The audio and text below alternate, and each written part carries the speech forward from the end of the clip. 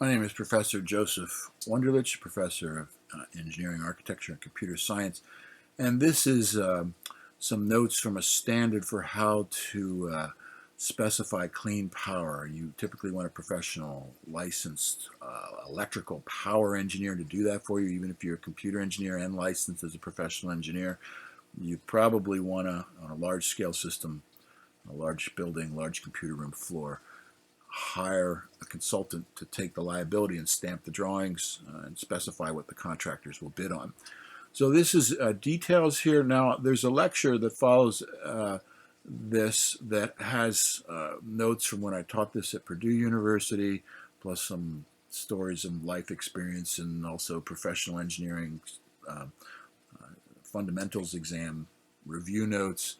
And so I'm not going to spend a lot of time in here, but this is the actual specification for the curve that's going to be described in the next lecture. So you can skim through this here and just realize there's a bunch of problems with power, and you want to understand what they are.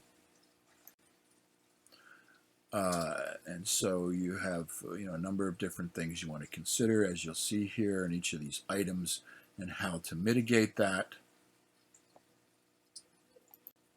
And then there'll be this curve, and a copy of this will be in the next lecture, and you will see that how each of these regions, so all of the different problems have a certain duration of time where you can withstand it without causing damage or allowing the computer to still, or whatever, to still function without interruption. So you want to take a look at that.